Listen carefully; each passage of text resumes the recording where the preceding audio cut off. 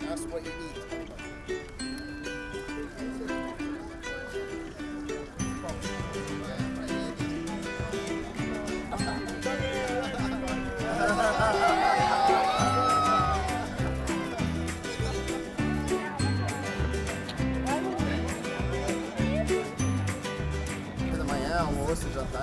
But because I'm a pig, I never can eat enough. There's never enough for me. Como ele joga rugby, ele gosta de comer bastante. What we're doing is we started a pilot project in February of this year with 15 schools, and this is one of the pilot schools. And we had about a month ago a training session for the teachers in our pilot schools, and it was rugby. So it's just very exciting that they here get to meet someone that plays rugby internationally, because they don't usually have contact with people from other countries. So this for them is something very, very special.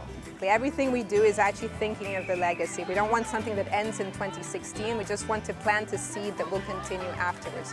And we want these children actually not only to be touched themselves, but for them to touch other children as well, so that they become multipliers of the Olympic and Paralympic values.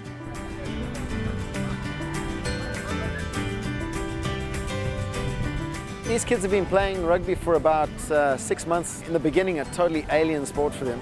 They saw the South American tournament here, which was at Flamengo Stadium. Thought it was interesting. We opened up the school there. A whole bunch of them who played football enlisted as well in the rugby school. Surprisingly enough, these kids come from communities which don't have a lot of grass, don't have a lot of access to the beach.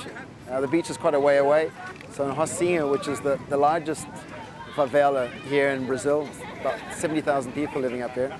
We're running 2 units of a social rugby project up there. About 8 or 9 of the more promising ones who are there every single weekend or every week, giving their time, helping the smaller kids to play. And as a reward, we elected them as the core group who would come out here and teach rugby to this other group of 40 kids who are here from the municipal school.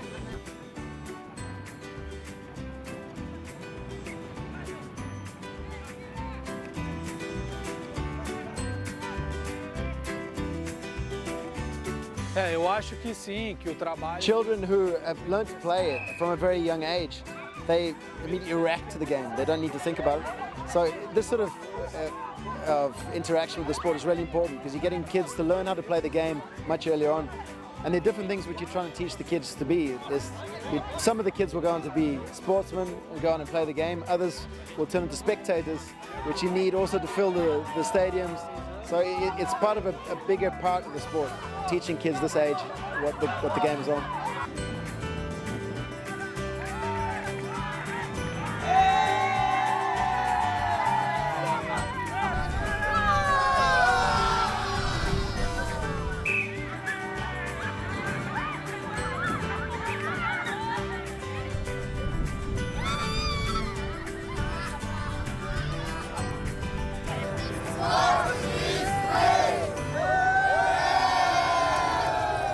Never been to South America, never been to Rio de Janeiro. It's a huge honour for me to come down and to see how much enthusiasm and all the smiles and how much fun they're all having. It makes it incredibly rewarding and a lot of fun for me. And if even just one of them take the sport up, it's a huge success from my angle. And yeah, it's something that I'll remember for a long, long time. And the language barrier is normally and typically in any situation a bit of an issue, and today obviously I haven't really been able to converse or anything, but the games and everything we've played have made it a lot of fun, and we've gone on really, really well, and yeah, I've loved it, and I can't wait to do this again in all the other ports that we go to. And if we can keep having as good a turnout and as much fun as we are today, I think it's going to be incredibly rewarding and successful.